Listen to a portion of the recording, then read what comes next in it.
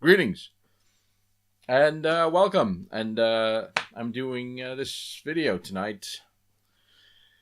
I probably shouldn't because I'm way too tired. I've just finished watching. I'm looking at a moth, by the way.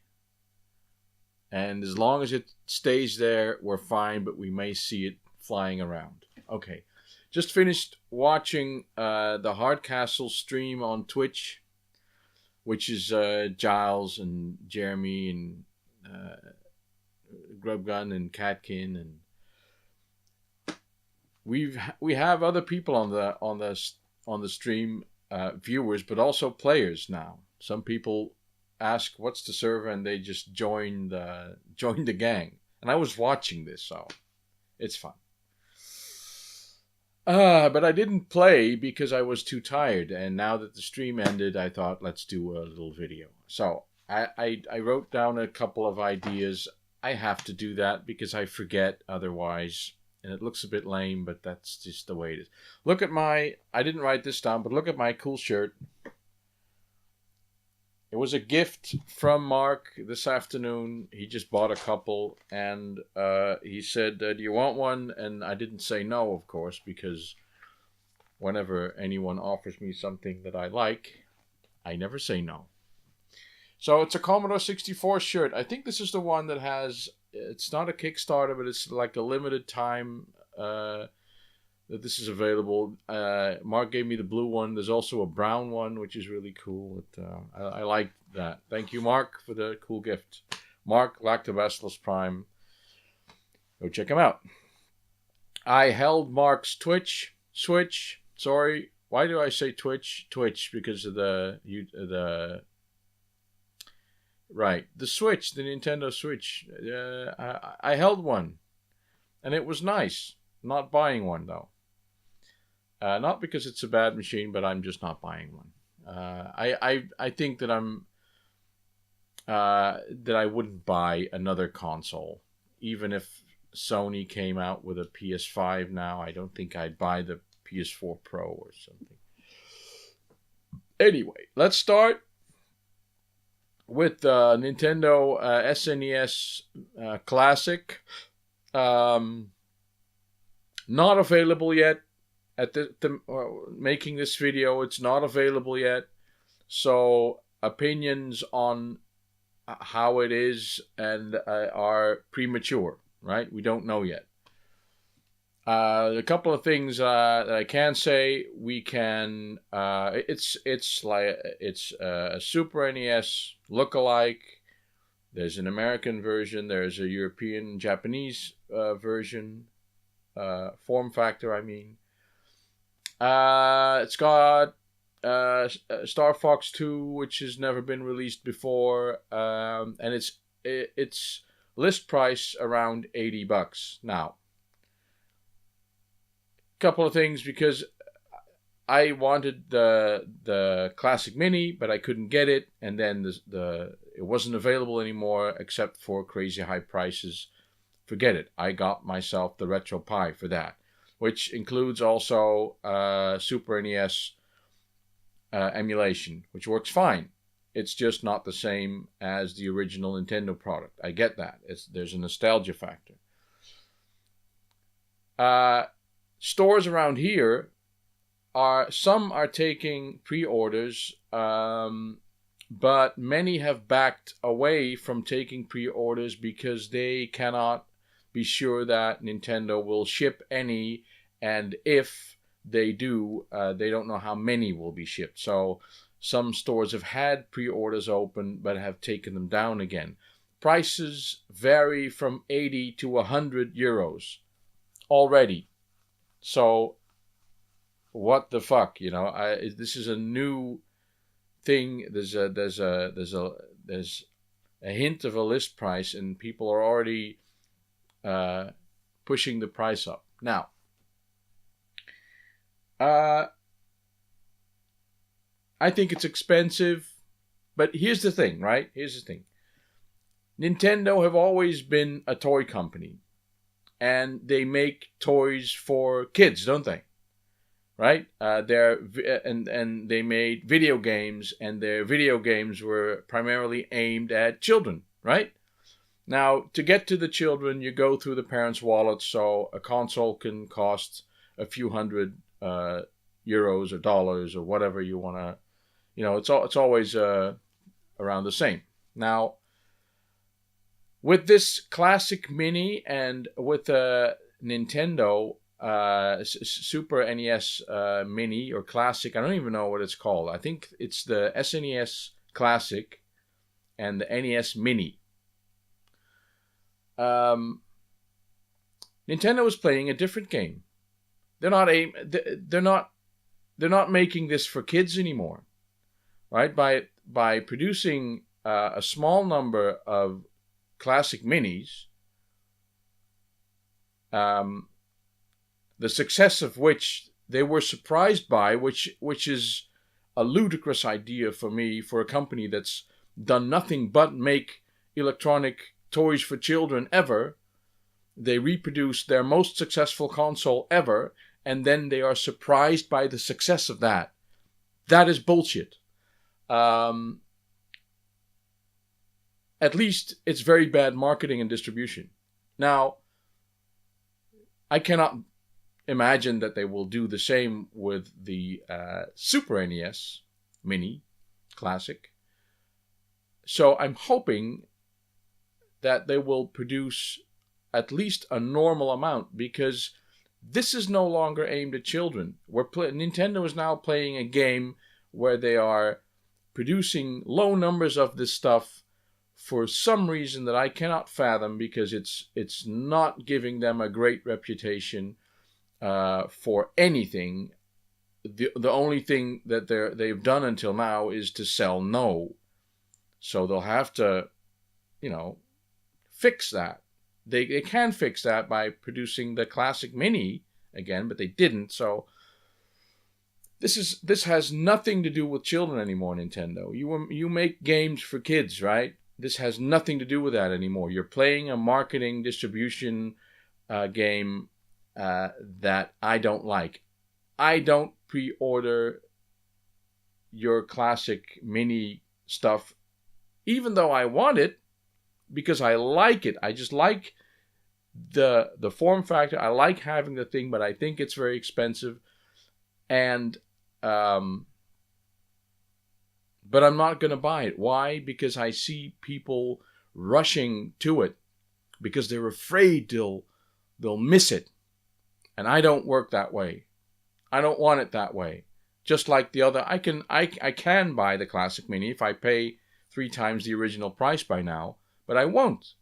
And I will not rush to the store. I'll buy it if I can go at my own leisure, at my own pace, to a store, online or real, and get it. I'll even save up the money for it if I really want to. But I'm not going to rush out and so I'm just going to wait. And when the whole frenzy is over, and when Nintendo has proven all the scalpers wrong, and I can get the thing 5 months from now in a store for a normal price, then I might consider getting it, right? In the meantime, and if I can't get it, and in the meantime, I'll play my RetroPie. Thank you. Space news. I'm going to try and put in one of those news things in there. I like that. Space news. Okay. Here we go, right? SpaceX has launched two of their rockets within 48 hours. I know I saw something about that. I saw a video. And I was almost like, there we go again. SpaceX launching. What? Actually, that's a big deal. They've launched that rocket twice in 48 hours. Now that really is amazing. But the news doesn't tell us anything more than that. But it's great in and of itself already. So there's another thing that I found interesting.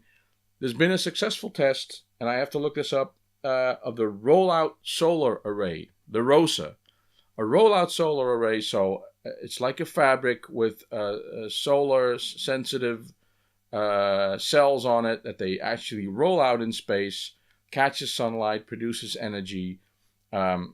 This is a thing of the future, right? And they tested it, and it went well. They extended it, and it came back, and they extended. I don't know what kind of test they did, but in the end, it got stuck in the extended position. So what do you do? What do you do when your solar array is stuck in the extended position out in space? You go for the easy solution. You let it go, right? So they disconnect it and they let it float away, and they send us pretty pictures of the thing floating away towards Earth, and it'll probably burn up in the atmosphere. But Jesus, guys, really, is that the best you can come up with? Clean it up. Clean up your mess. Do a spacewalk. Do a manual thing. Cut it up or whatever. But take it with you. Don't show the world that you throw your junk out in space, because there's so much space junk already. Apart from that, the successful test of that solar array, I think that's a good thing. Next, and I'll bet you will be surprised, as I was, that NASA has been studying Mars for 20 years now, right? And I'm going to read this off my list. Or go again. In '97, the Pathfinder and the Global Surveyor went to Mars. That was the first mission. In 2001, it was the Odyssey. In 2003, the exploration rover Spirit and Opportunity. Well, we know that. And in 2005, the Recon Orbiter, which some of these missions just stay in orbit, measure stuff. Others actually go to land. 2008, the Phoenix Lander, right? 2012, Curiosity. And in 2013, there was Maven, which was, again, one of those orbiting. I think that was the one that actually took all the pictures, right? It took many pictures to get an actual survey of of Mars surface. Thank you. And in 2018, there will be InSight. I'm not sure what InSight is going to do yet, so but I'll probably get back to that the next time. But that's 20 years, 24/7 looking at Mars. That's a long time, people, long time, 20 years.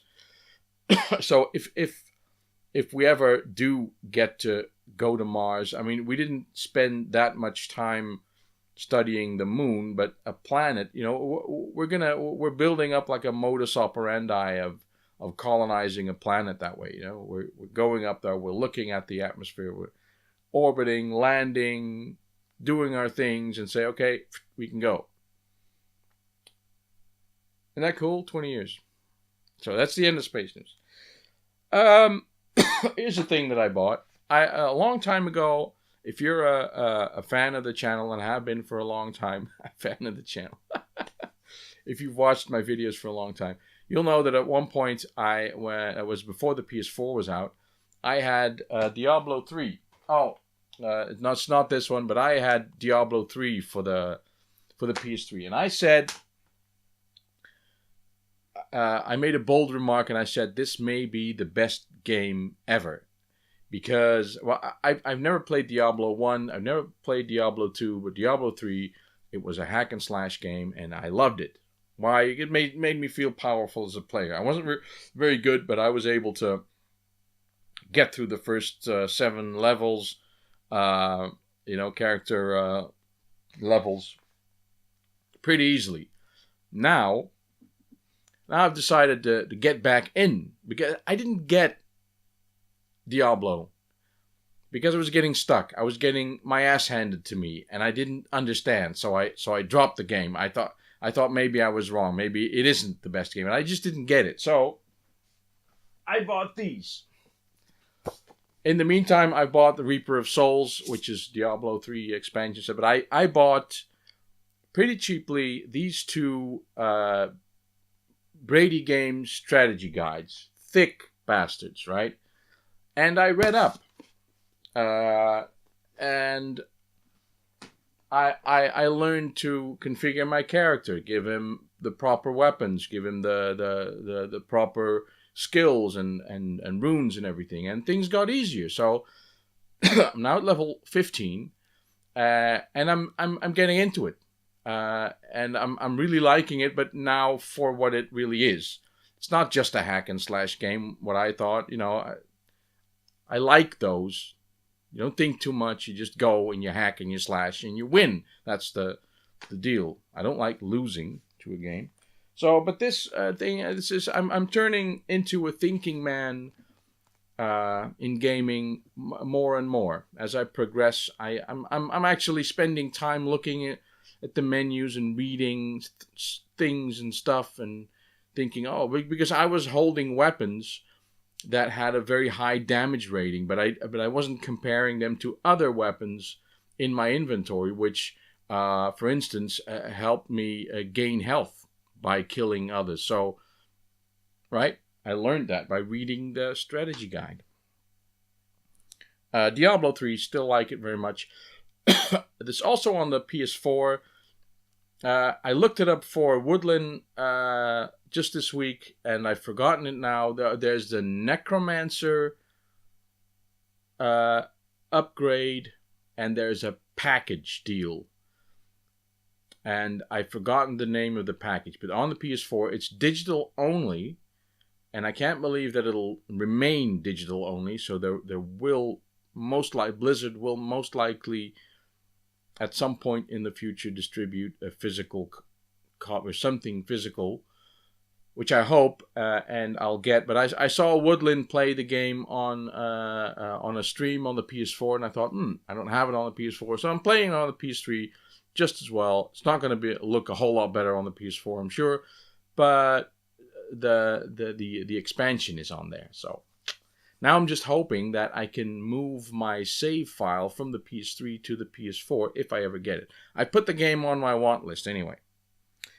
Also, if you haven't been a follower of the channel for as long as the people who remember me talking about Diablo 3, I got this game. Yeah, the Megaman collection, Megaman Legacy Collection by Capcom on the PS4.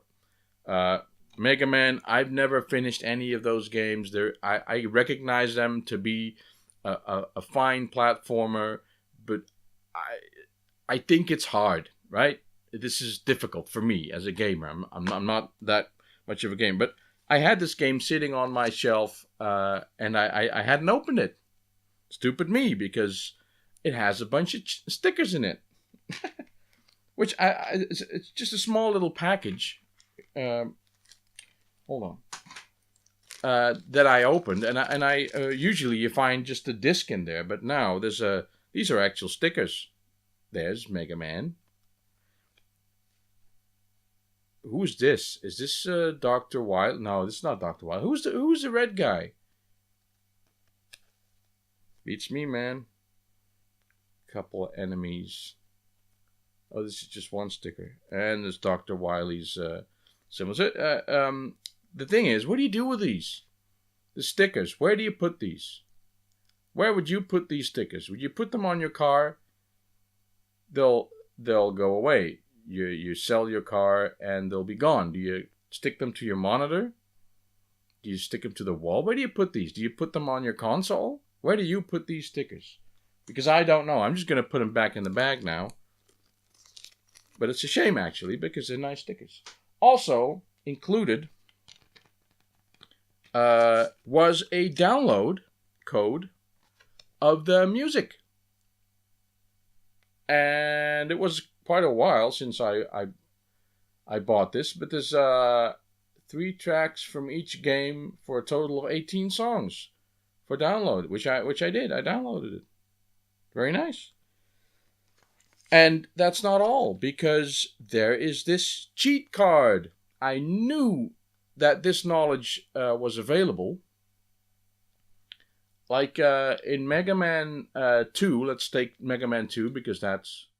So I was saying that there was a cheat card and that this knowledge... I've seen people who played Megaman and know which weapon to use against which guy. So Metal Man is actually weak against the metal blade that he gives you, but also against the quick boomerang. And Airman gives you the air shooter, but he's weak against the leaf shield, which you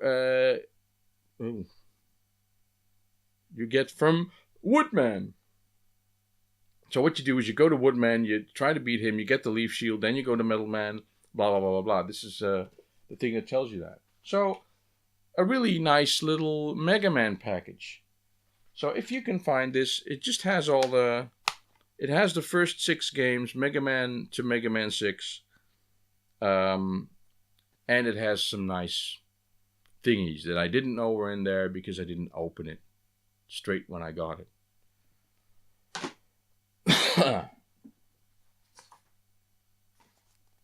I'm almost through there. Oh. Yeah. The DK2. I'm getting contacted by loads of people who tell me, hey, I bought the DK2 for £100 or whatever. And they're having a real fun with it, which is great. I love that. I'm having fun with my DK2 as well. I'm still getting updates that I don't have a choice in. You know, they just download, they install, but my stuff keeps working. I'm hoping that will stay the case. But someone said to me that there is a device called the Pimax. The Pimax is a Chinese product. It's a VR headset, and it's cheap. It's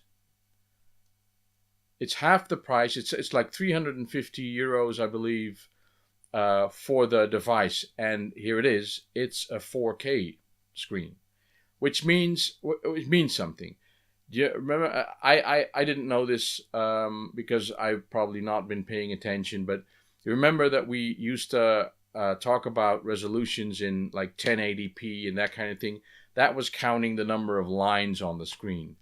From 4K on, suddenly we're talking about the number of pixels on a line, right? We're talking about the columns now. So a 4K screen has about 4,000 columns.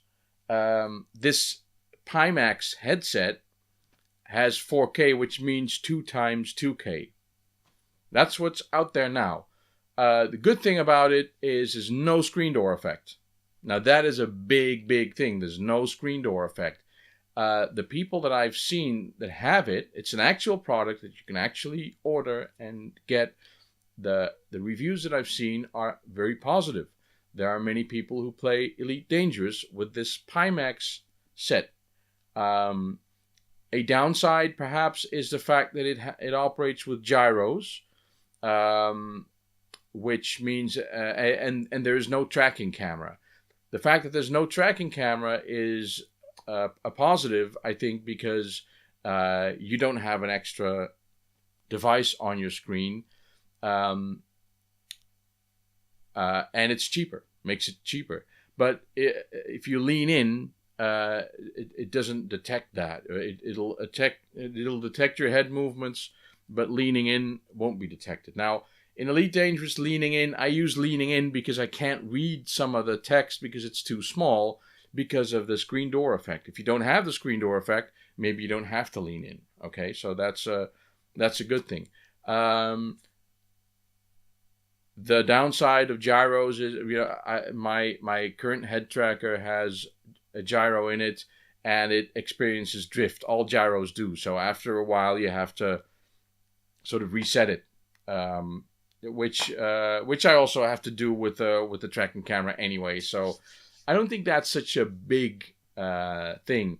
One of the downsides of how games, Elite Dangerous in this case, handles this lean-in action, it allows the camera to be, to lean in, not the rest of your body, which is weird because I can lean in, there's no problem. But if I lean out, I can see my body sitting there. My head detaches from my neck, which is Elite's problem, of course. But you don't have that if you don't have lean-in. So Pimax, I'll put a link in the description. It's cheap. It's a good product. I've seen many positive results. I don't know about controllers. They do have remote controllers. Another thing is that they're working on an 8K version, which is 2x4K, which will be a feat. I don't know that exists, and certainly not in a small screen format. So that will be a thing. And I also, and if you know, and please leave a comment down below. I don't know the system specs for this thing, because to generate a 4K screen at 30 frames per second, forget 60, just 30, that's a lot of information that has to be generated, right? 30 times a second, 4,000 by 2160 or something. That's quite a lot. So I think you need quite a beefy machine, but let me know, right? Let me know. That's it. Before I say goodbye, there's just this small thing I did, and in the next video, I'm gonna do like a desk tour, because I want to show you what's on my desk. Sometimes it's the tiniest thing that can make you happy. I have a couch over there, my retro couch. On it has been sitting my Commodore 64 disk drive, which I don't use because I have the Ultimate drive in the back, which emulates a disk drive. Been sitting there. It's one of those things that you forget. It just and I moved it over to my Commodore, and I found a place right in between everything that's there, and it sits there perfectly and snugly. I've connected it. It works, of course. It's so I now have my Ultimate and my real drive connected, so I can play real drive games, which I did. I played the Bare Essentials on my real disk drive, and I can play it off my my Ultimate drive. So, and that made me happy.